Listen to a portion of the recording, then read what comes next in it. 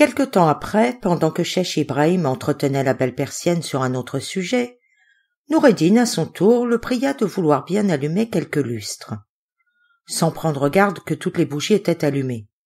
« Il faut, reprit Cheikh Ibrahim, que vous soyez bien paresseux ou que vous ayez moins de vigueur que moi, si vous ne pouvez les allumer vous-même.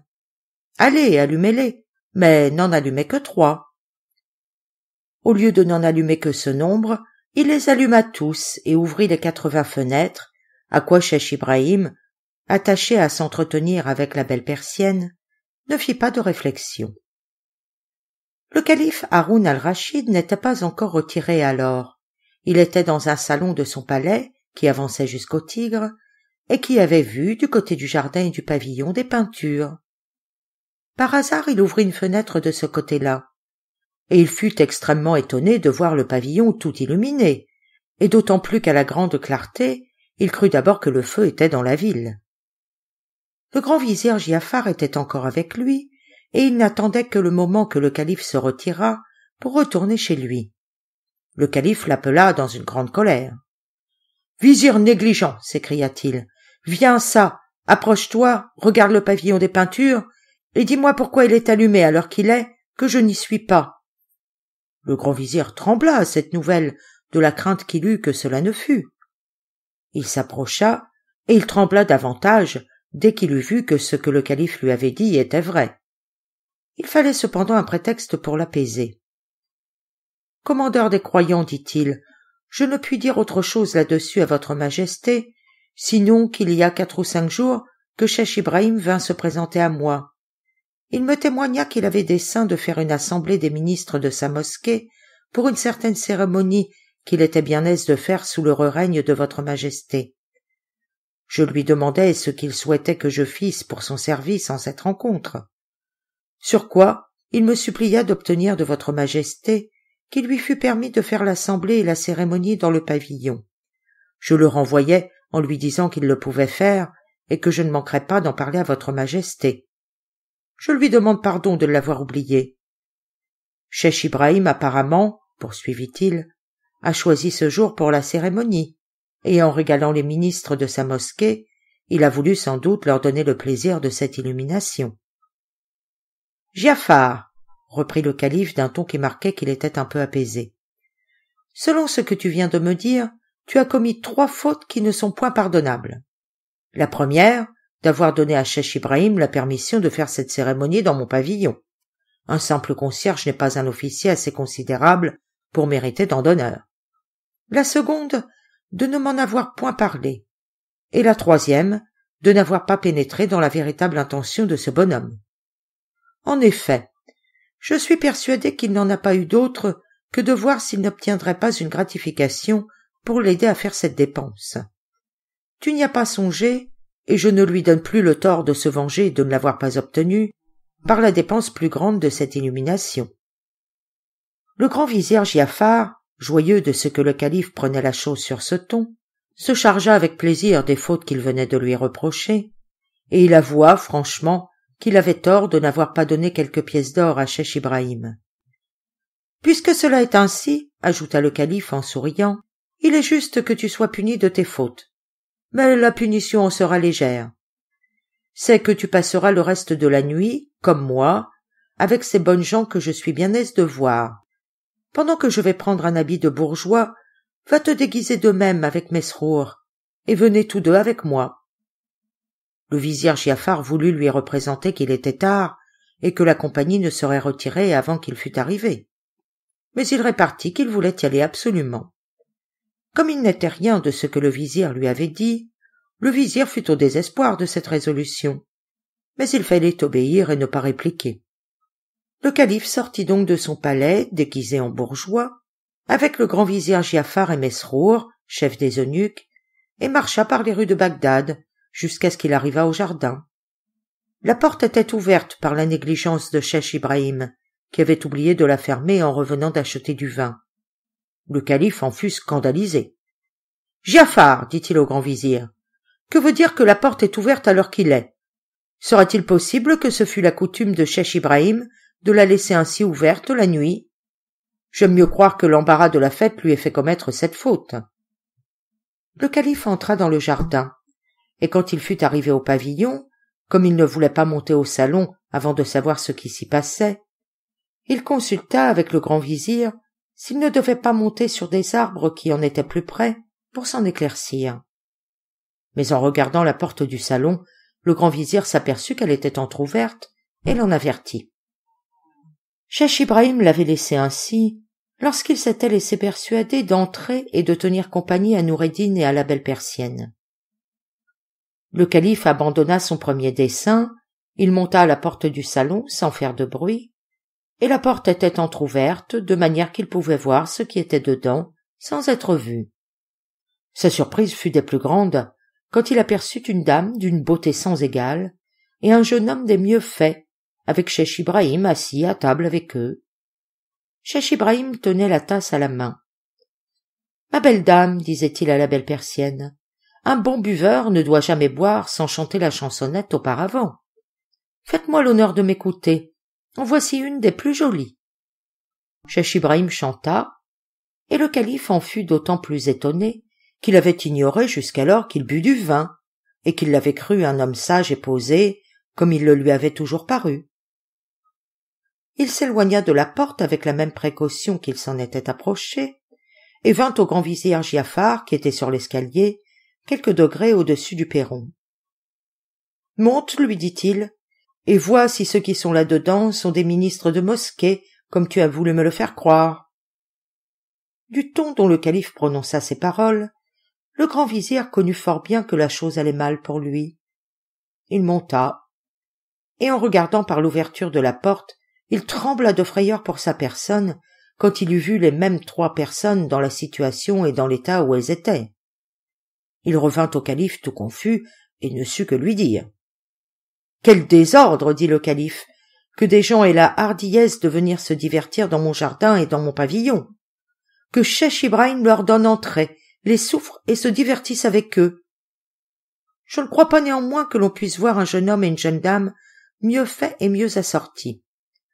Avant de faire éclater ma colère, je veux m'éclaircir davantage et savoir qui ils peuvent être et à quelle occasion ils sont ici. » Il retourna à la porte pour les observer encore, et le vizir, qui le suivit, demeura derrière lui pendant qu'il avait les yeux sur eux. Ils entendirent l'un et l'autre que Cheikh Ibrahim disait à la belle persienne. « Mon aimable dame, y a-t-il quelque chose que vous puissiez souhaiter pour rendre notre joie de cette soirée plus accomplie ? » « Il me semble, reprit la belle persienne, que tout irait bien si vous aviez un instrument dont je puisse jouer et que vous voulussiez me l'apporter. »« Madame, reprit Cheikh Ibrahim, savez-vous jouer du luth ? » ?»« Apportez, lui dit la belle persienne, je vous le ferai voir. » Sans aller bien loin de sa place, Cheikh Ibrahim tira un luth d'une armoire et le présenta à la belle persienne, qui commença à le mettre d'accord.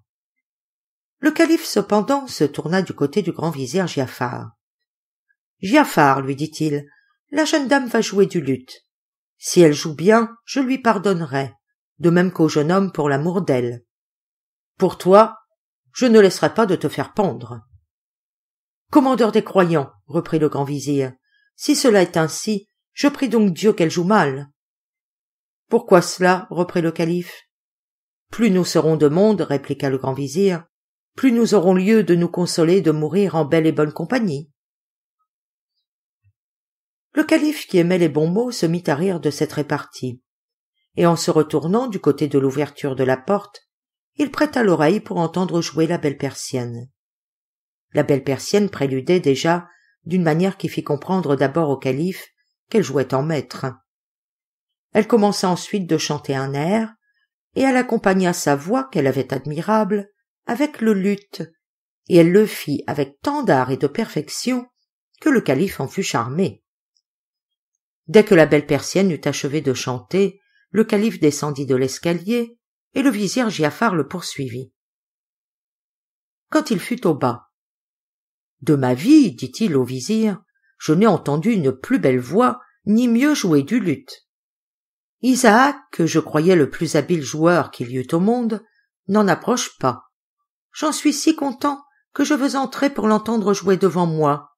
Il s'agit de savoir de quelle manière je le ferai.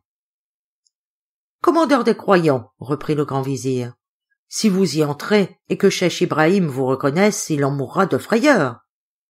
C'est aussi ce qui me fait de la peine, répartit le calife, et je serais fâché d'être cause de sa mort après tant de temps qu'il me sert. Il me vient une pensée qui pourra me réussir.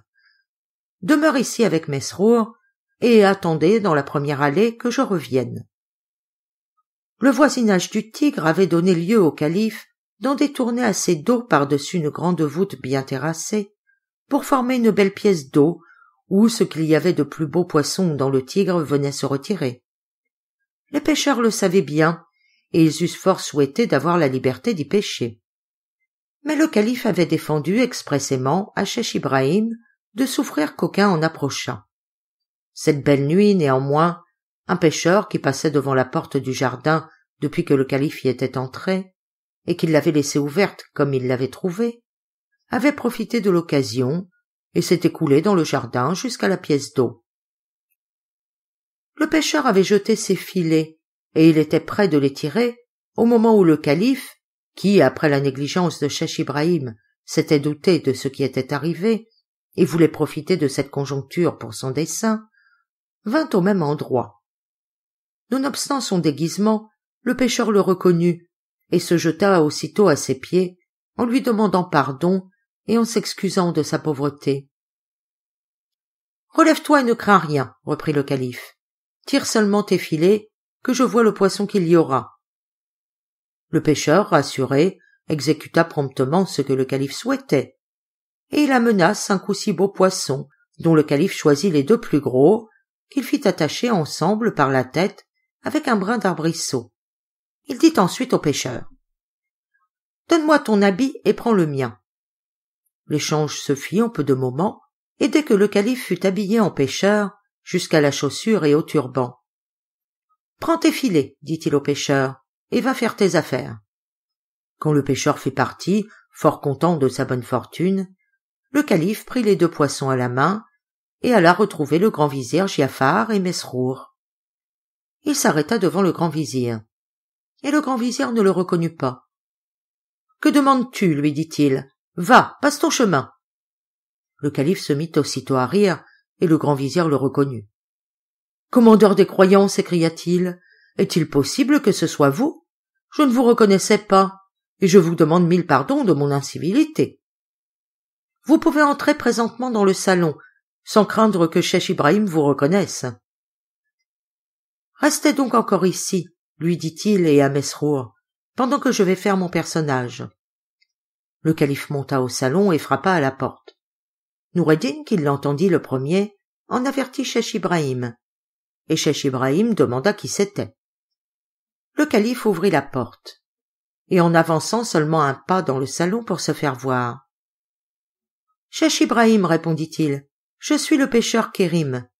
Comme je me suis aperçu que vous régaliez de vos amis, et que j'ai pêché 2 beaux poissons dans le moment, je viens vous demander si vous n'en avez pas besoin. » Noureddin et la belle persienne furent ravis d'entendre parler de poissons. « Cheikh Ibrahim, dit aussitôt la belle persienne, je vous prie, faites-nous le plaisir de le faire entrer, que nous voyions son poisson. » Cheikh Ibrahim n'était plus en état de demander au prétendu pêcheur comment ni par où il était venu. Il songea seulement à plaire à la belle persienne. Il tourna donc la tête du côté de la porte, avec bien de la peine tant il avait bu, et dit en bégayant au calife qu'il prenait pour un pêcheur. « Approche, bon voleur de nuit, approche qu'on te voie. » Le calife s'avança, en contrefaisant parfaitement bien toutes les manières d'un pêcheur, et présenta les 2 poissons. « Voilà de fort beaux poissons, dit la belle persienne, j'en mangerais volontiers, s'il était cuit et bien accommodé. »« Madame a raison, reprit Cheikh Ibrahim, que veux-tu que nous fassions de ton poisson s'il n'est accommodé? Va, accommode-le toi-même et rapporte-le-nous. Tu trouveras de tout dans ma cuisine. » Le calife revint trouver le grand vizir Giafar. « Giafar, lui dit-il, j'ai été fort bien reçu, mais il demande que le poisson soit accommodé. »« Je vais l'accommoder, reprit le grand vizir, cela sera fait dans un moment. J'ai si fort à cœur, répartit le calife, de venir à bout de mon dessein, que j'en prendrai bien la peine moi-même. Puisque je fais si bien le pêcheur, je puis bien faire aussi le cuisinier. Je me suis mêlé de la cuisine dans ma jeunesse, et je ne m'en suis pas mal acquitté. En disant ces paroles, il avait pris le chemin du logement de Cheikh Ibrahim, et le grand vizir et Mesrour le suivirent. Ils mirent la main à l'œuvre tous les trois, et quoique la cuisine de Cheikh Ibrahim ne fût pas grande, comme néanmoins il n'y manquait rien des choses dont ils avaient besoin, ils eurent bientôt accommodé le plat de poisson. Le calife le porta, et en le servant, il mit aussi un citron devant chacun, afin qu'ils s'en servissent s'ils le souhaitaient. Ils mangèrent d'un grand appétit, Noureddin et la belle persienne particulièrement, et le calife demeura debout devant eux. Quand ils eurent achevé, Noureddin regarda le calife. « Pêcheur, lui dit-il, on ne peut pas manger de meilleur poisson, et tu nous as fait le plus grand plaisir du monde. » Il mit la main dans son sein en même temps, et il en tira sa bourse, où il y avait 30 pièces d'or, le reste des 40 que Sangiar, huissier du roi de Balsora, lui avait donné avant son départ. « Prends, dit-il, je t'en donnerais davantage si j'en avais. Je t'eusse mis à l'abri de la pauvreté si je t'eusse connu avant et que j'eusse dépensé mon patrimoine. Ne laisse pas de le recevoir d'aussi bon cœur que si le présent était beaucoup plus considérable. » Le calife prit la bourse, et en remerciant Noureddin, comme il sentit que c'était de l'or qui était dedans, « Seigneur, lui dit-il, je ne puis assez vous remercier de votre libéralité. On est bien heureux d'avoir affaire à d'honnêtes gens comme vous. Mais avant de me retirer, j'ai une prière à vous faire que je vous supplie de m'accorder. Voilà un luth qui me fait connaître que madame en sait jouer. Si vous pouviez obtenir d'elle qu'elle me fît la grâce de jouer un air, je m'en retournerais le plus content du monde.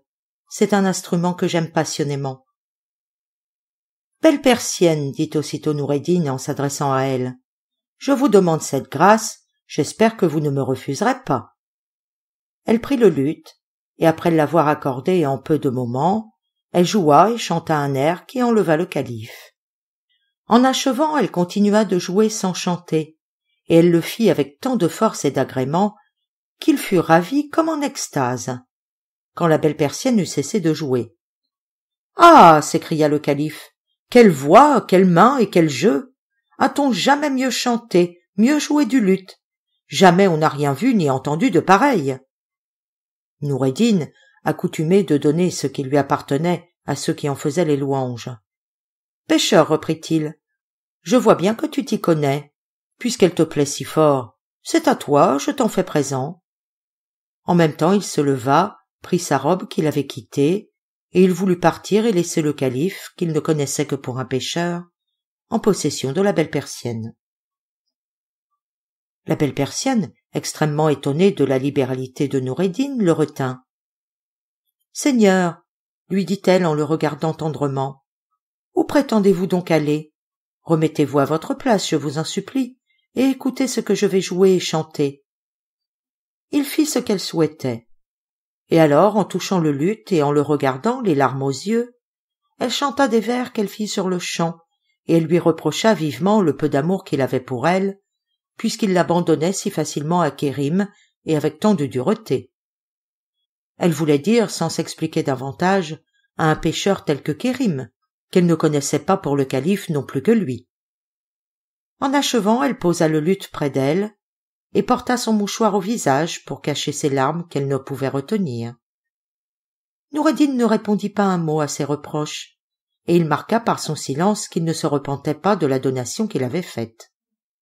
Mais le calife, surpris de ce qu'il venait d'entendre, lui dit « Seigneur, à ce que je vois, cette dame si belle, si rare, si admirable, dont vous venez de me faire présent avec tant de générosité, est votre esclave et vous êtes son maître. » « Cela est vrai, Kérim, répondit Noureddin, et tu serais beaucoup plus étonné que tu ne le parais si je te racontais toutes les disgrâces qui me sont arrivées à son occasion. »« Et de grâce, seigneur, répartit le calife, en s'acquittant toujours fort bien du personnage du pêcheur.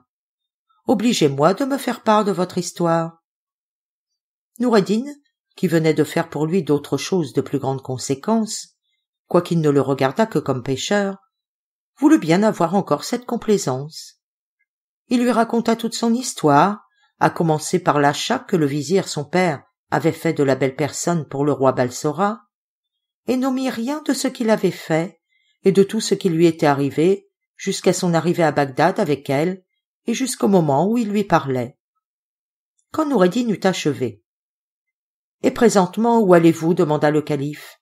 « Où je vais, répondit-il, où Dieu me conduira. »« Si vous me croyez, reprit le calife, vous n'irez pas plus loin. Il faut au contraire que vous retourniez à Balsora. Je vais vous donner un mot de lettre que vous donnerez au roi de ma part. Vous verrez qu'il vous recevra fort bien dès qu'il l'aura lu et que personne ne vous dira mot. »« Kérim, répartit Noureddin, ce que tu me dis est bien singulier. Jamais on n'a dit qu'un pêcheur comme toi ait eu correspondance avec un roi. »« Cela ne doit pas vous étonner, répliqua le calife. Nous avons fait nos études ensemble sous les mêmes maîtres, et nous avons toujours été les meilleurs amis du monde. Il est vrai que la fortune ne nous a pas été également favorable. Elle l'a fait roi et moi pêcheur. Mais cette inégalité n'a pas diminué notre amitié. Il a voulu me tirer hors de mon état avec tous les empressements imaginables. Je me suis contenté de la considération qu'il a de ne me rien refuser de tout ce que je lui demande pour le service de mes amis. Laissez-moi faire, et vous en verrez le succès. » Noureddin consentit à ce que le calife voulut. Comme il y avait dans le salon tout ce qu'il fallait pour écrire, le calife écrivit cette lettre au roi de Balsora, au haut de laquelle, presque sur l'extrémité du papier, il ajouta cette formule en très petits caractères. « Au nom de Dieu très miséricordieux », pour marquer qu'il voulait être obéi absolument. Lettre du calife Haroun al-Rachid au roi de Balsora. Haroun al-Rachid, fils de Mahdi, envoie cette lettre à Mohammed Zinebi, son cousin. Dès que Noureddin, fils du vizir Khacan, porteur de cette lettre, te l'aura rendue, et que tu l'auras lue, à l'instant dépouille-toi du manteau royal, mets-le lui sur les épaules, et fais-le asseoir à ta place, et n'y manque pas. Adieu. Le calife plia et cacheta la lettre, et sans dire à Noureddin ce qu'elle contenait. Tenez, lui dit-il, et allez vous faire embarquer incessamment sur un bâtiment qui va partir bientôt, comme il en part un chaque jour à la même heure. Vous dormirez quand vous serez embarqué. Noureddin prit la lettre et partit avec le peu d'argent qu'il avait sur lui quand l'huissier Sangiar lui avait donné la bourse. Et la belle persienne, inconsolable de son départ, se retira à part sur le sofa et fondit en pleurs.